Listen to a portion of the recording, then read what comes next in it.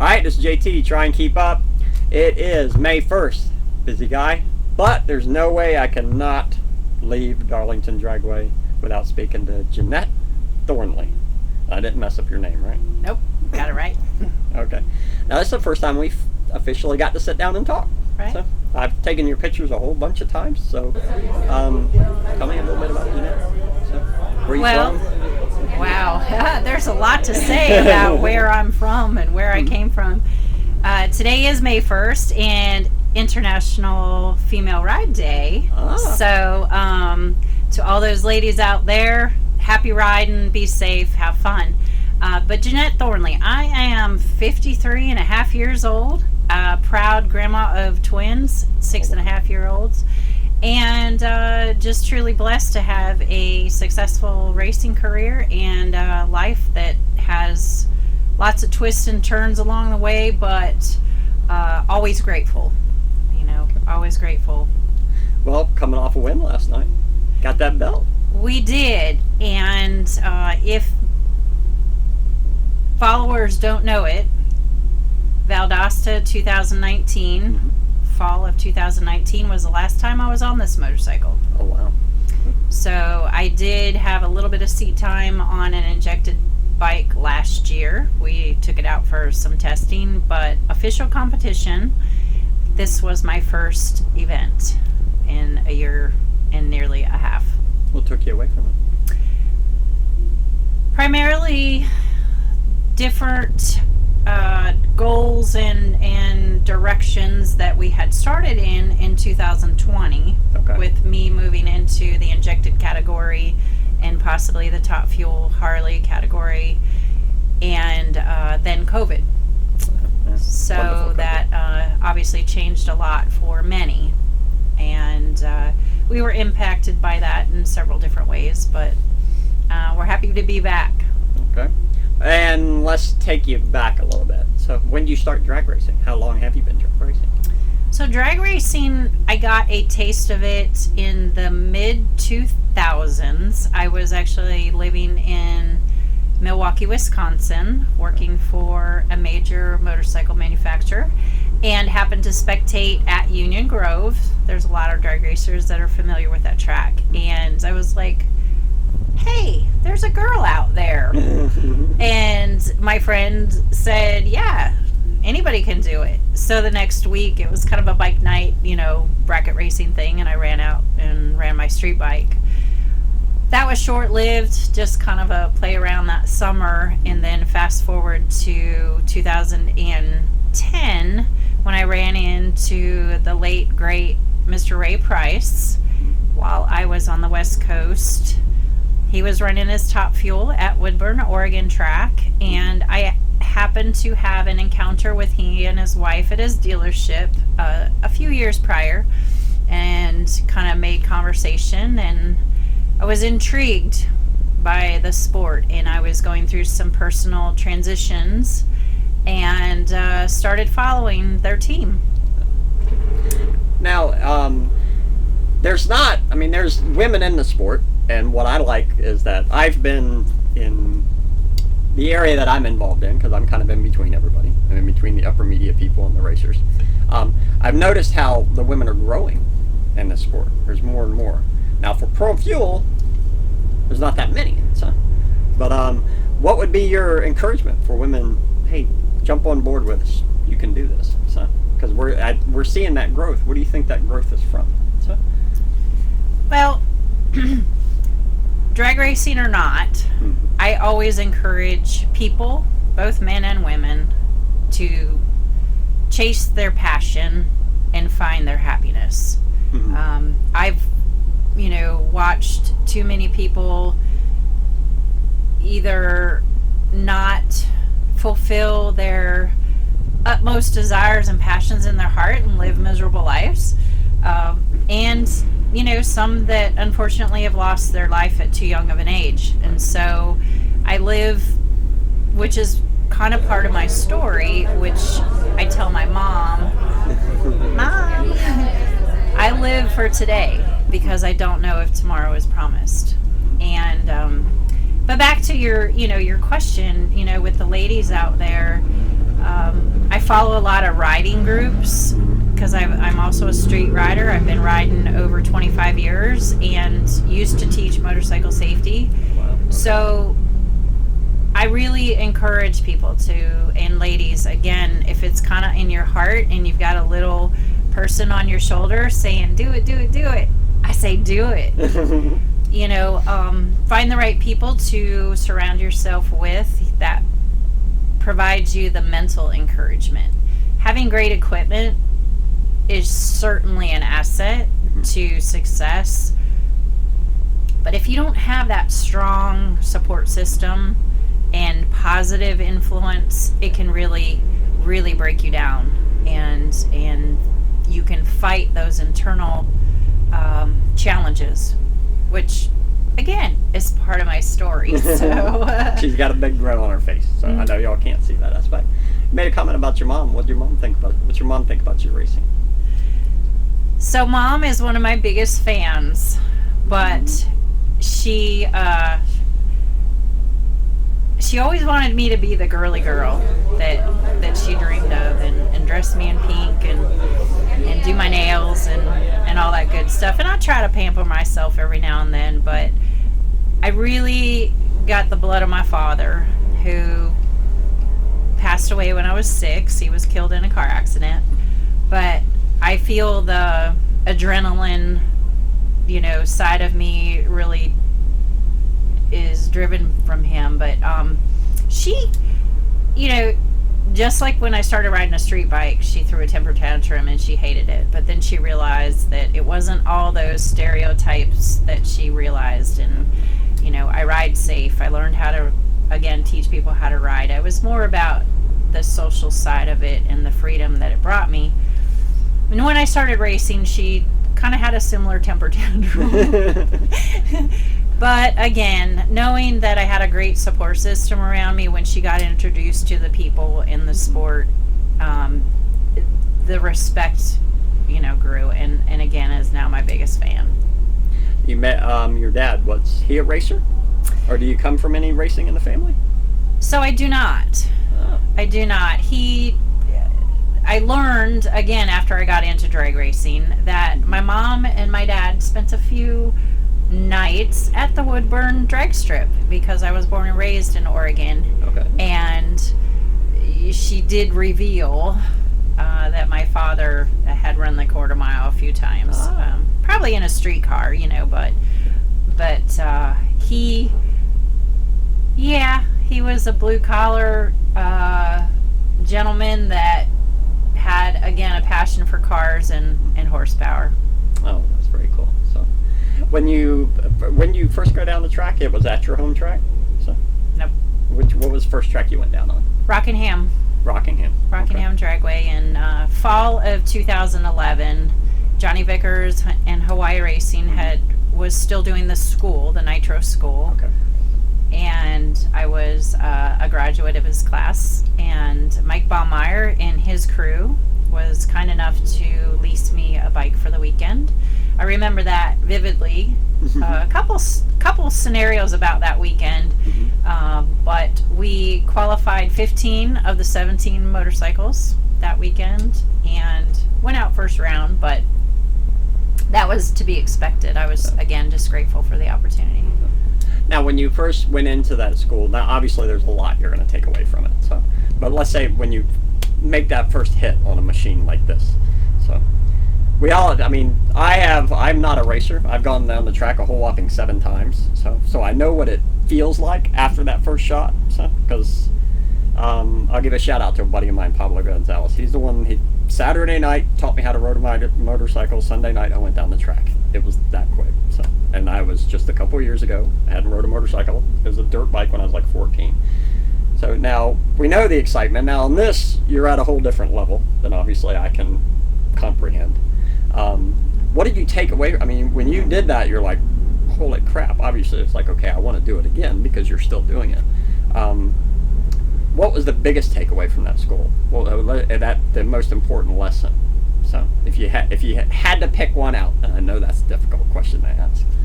So, well, with nitromethane, one of the probably 2 points I would point out is when in doubt, blow it out. Okay. I mean, that's not about being on the track, you know, and actually making the run. But with nitromethane, when you go to fire that machine at the startup or warm up, wherever you might be, if there's nitromethane sitting in the cylinder, that's when you have couldn't have the explosion. Okay. So it is a dangerous sport or category because of it being a combustible gas and it doesn't burn by a match. So, and as far as the actual riding part of it is, you can't let the bike override you. Okay. So the bike can quickly get ahead of you, and you have to take it in strides. Johnny organized the class, so it was a burnout 60 foot, and then burnout 330, then burnout, so it was a gradual progressive, and it was a great experience because, and I've relived that because of the injected experience and taking my licensing pass on an injected bike, is that you don't see anything. You don't see the track. Your mind has to build up to the comprehension of what's really happening. And it takes practice. It takes seat time. You can't, it's not something you can really practice without doing it. Okay. Now, to put things in perspective, when you started out racing on your little street bike, horsepower-wise then to horsepower where you're at now. So let's help them understand how far you've gone. Yeah, so I'm not even sure that the bike I rode on, my street bike, had 80 horsepower. I don't know, 70, 80 horsepower. I don't even know at that time. I had a Evo, 2000 Evo that I was riding. But now it's approximated 400 to 500 horsepower. Can't dyno it, but based on, I'm not sure who does the calculations, whether that's not something I don't want to say I'm not interested in it, but I don't know how you make that calculation, whether it's through the cubic inch or the numbers that it actually runs, but it's estimated 400 to 500. No way to dyno it. So it's an amazing machine. Obviously you got a win last night, so we're here at Darlington Dragway again, just to remind everybody. But looking back, what's your favorite win or one that really sticks out for you? So one that means a little bit more than the rest, if we have to put it that way.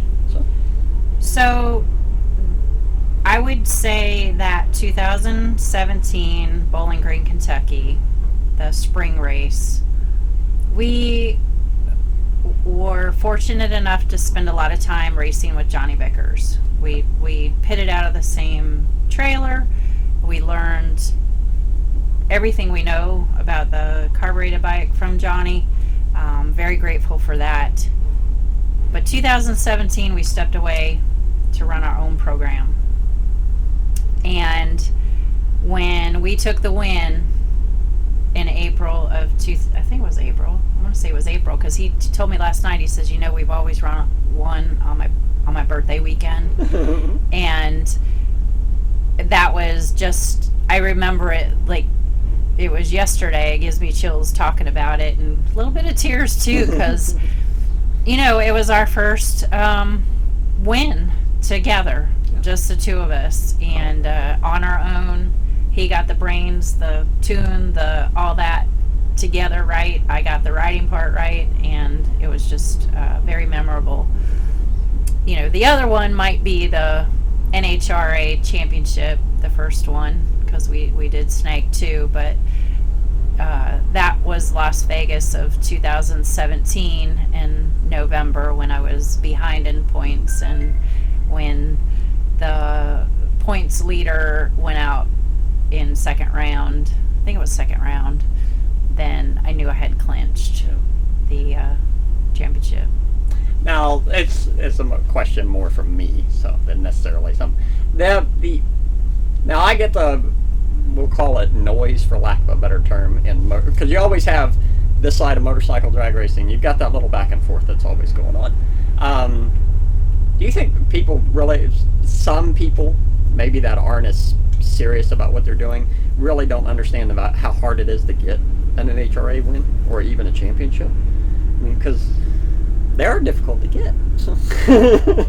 So somebody, 2 years ago at South Georgia, somebody who's been in drag racing for 45 years made the comment to me one time, so I periodically ask it from guests. He says a lot of his friends badmouth like pro stock motorcycle. He goes, you don't understand what it takes to get that Wally, much less a championship.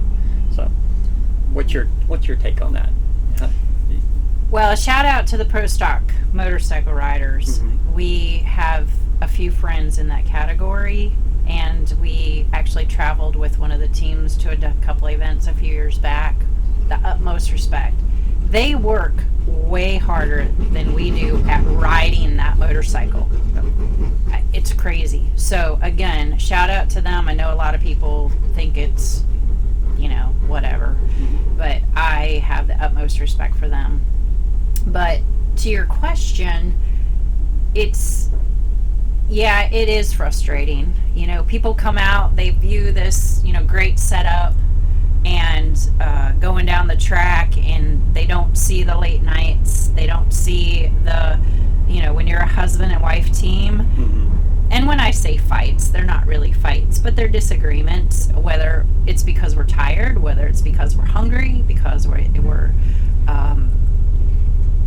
we can't figure out what the gremlin is or the passion, that drives it. But wow, it is frustrating. My husband and I have been, he's my rock, and a lot of people don't understand him because when he's at the racetrack, he's pretty intense. And, even in Atlanta, somebody said he just seems unapproachable. And maybe at the racetrack he is, because he's putting his wife on a bomb, Yeah. It's a lot to think about. And he and I have had a lot of talks about it over the off season about what does it mean for us, and what is our future, and how long do we want to do this, and where we want to go afterwards. And did y'all meet because of drag racing? Motorcycling, probably more so. Yeah, a mutual friend kind of introduced us long distance, and we became friends via phone. And when we were able to meet, it was kind of I don't know how do you say it, but just kind of a good connection. So how long have you been together now? We have been married 8.5 years. Okay.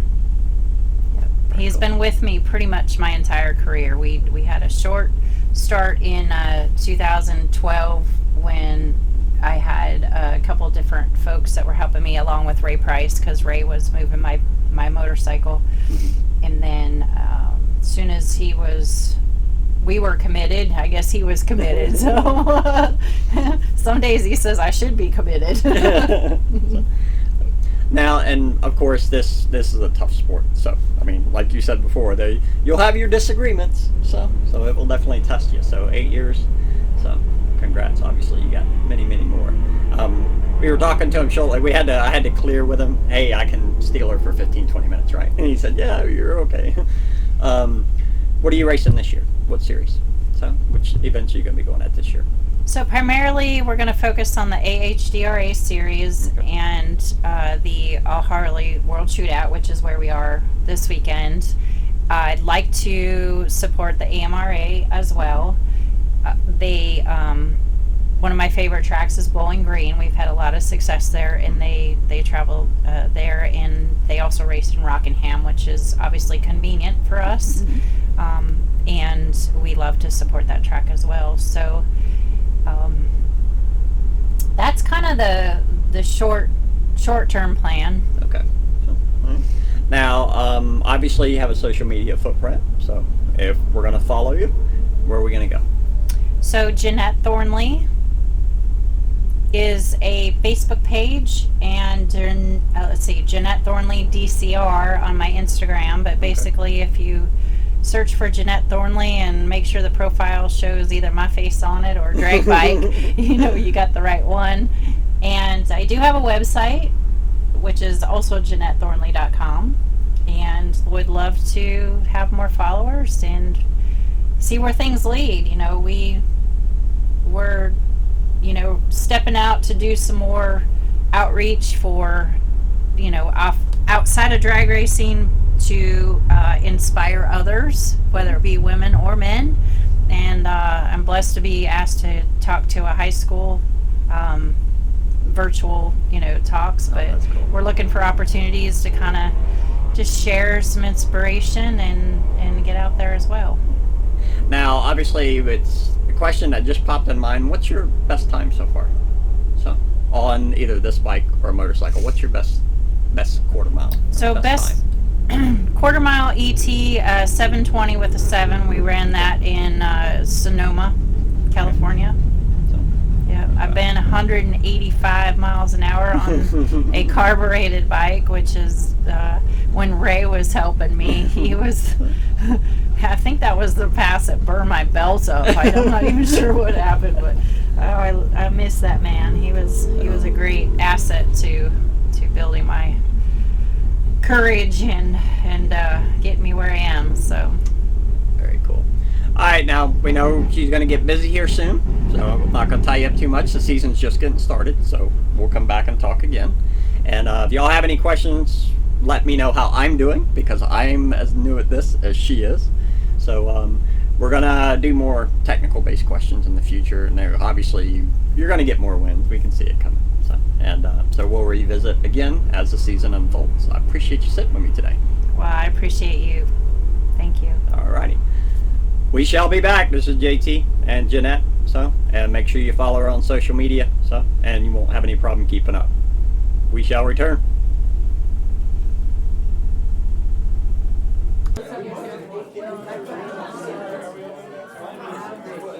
And the LA,